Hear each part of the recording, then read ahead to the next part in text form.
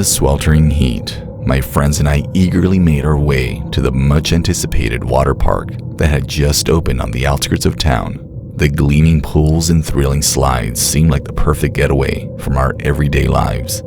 We had no idea that our fun day would turn out to be so terrifying. We splashed into the inviting wave pool, where the cool water immediately provided relief from the heat. Laughter echoed all around us as we rode the gentle swells. The threat that lingered below the surface eluded us blissfully. My arms and legs started to itch a little after I'd been playing for a while. As a minor irritation, I ignored it and continued to enjoy the water. Over the course of the day, the itching got worse. The other swimmers regarded one another in confusion as they scratched their skin. Previously clear, the water now had an odd, slightly murky appearance. My friends and I took a break and talked about the situation while sitting by the pool. At that moment, a lifeguard with a tense expression could be seen walking toward a group of people. He whispered something to them, and I saw their shocked faces fading to paleness. They scurried out of the pool, and my heart began to beat faster. There was undoubtedly a problem. I turned to look at my friends, who could clearly be seen to be upset. "Did you see that?" I prompted, making a gesture in the direction of the departing group. They nodded, as if they understood my perplexity. All visitors were informed that the pools would be closed for maintenance due to a problem with the water quality as soon as the announcement over the intercom went out. Unease crept into the pit of my stomach as we gathered our belongings and left the room. I noticed an increase in the number of people outside who were all discussing their experiences with itching, redness, and discomfort. Panic spread as we realized that many of us had been injured by whatever was in the water. As soon as word spread, local health authorities showed up on the scene. The truth quickly became apparent. The pool's water was contaminated with harmful chemicals. What was supposed to be a pleasant day had turned into a nightmare of discomfort and uncertainty. Weeks passed with nothing but negative events. More and more visitors reported symptoms, which could have ranged from minor itching to severe allergic reactions. Investigations into the water treatment practices at the water park revealed shocking negligence, which severely damaged the water park's reputation. Suits were brought by park visitors who suffered because of the closure. I became involved in a flurry of medical tests and legal proceedings as I looked for explanations and justice for the suffering we had endured. Just recalling that day at the water park still gives me chills. The allure of the cool water had concealed a hidden danger that affected those who came, changing their lives forever. The horrifying realization that a place meant for enjoyment might instead turn into a source of suffering and pain serves as a chilling reminder of how fragile our sense of security really is.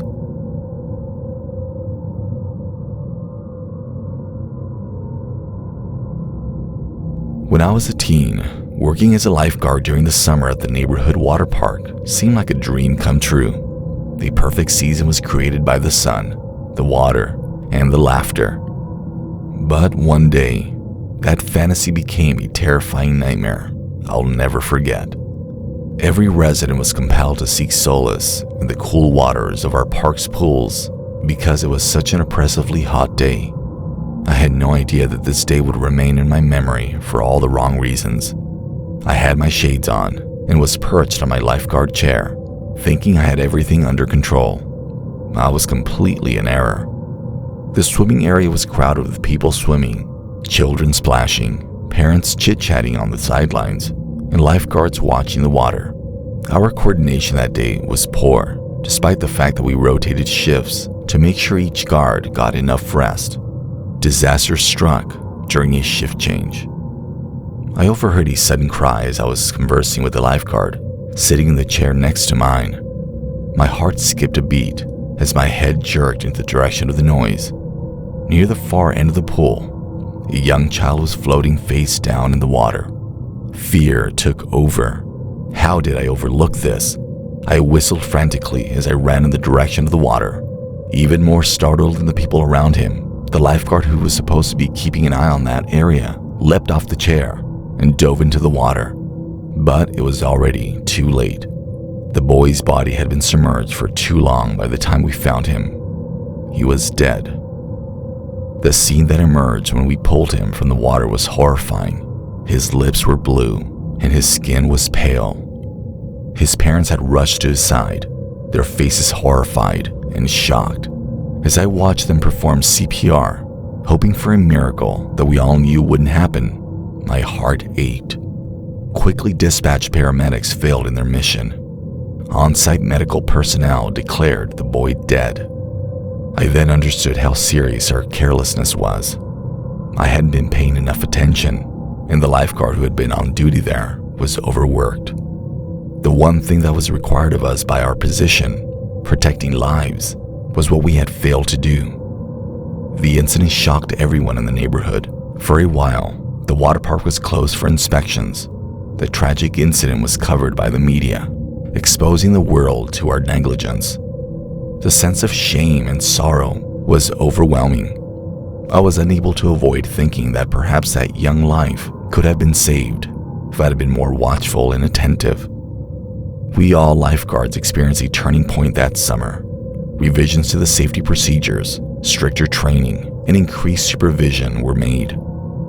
However, no amount of adjustment could take away the memory of that day.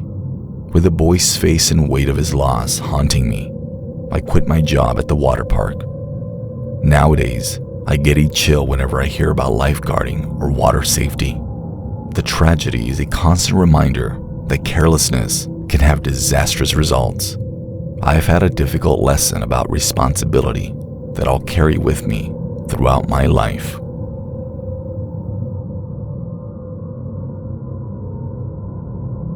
My friends and I eagerly entered the water park that day, the sun shining brightly in my memory.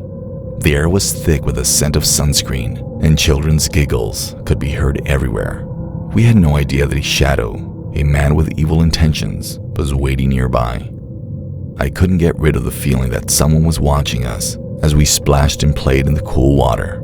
I sent a shiver down my spine and served as a warning that something was wrong. However, the excitement of the slides and the joy of the day prevented me from dwelling on it. I noticed a man who seemed out of place as the afternoon sun began to cast long shadows. Instead of having a happy expression like the other parents, his eyes flitted nervously from child to child in the area. My heart raced as I realized he was fixated on my group of friends, and I was paralyzed by his unwavering gaze. I continued the fun while attempting to ignore my unease. My gaze, however, kept straying back to that man, who was now observing us distantly. He appeared to be planning his next move while watching how we moved.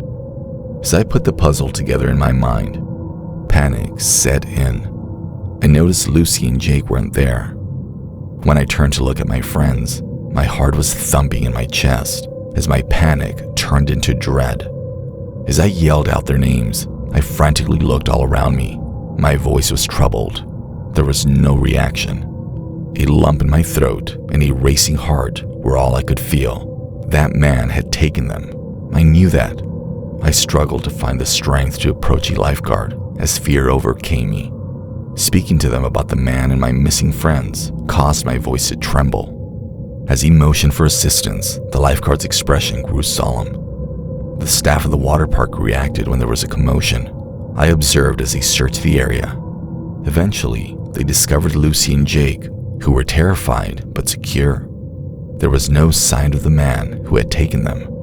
I was unable to get past the horror of what almost transpired as the sun set, casting an eerie glow over the water park.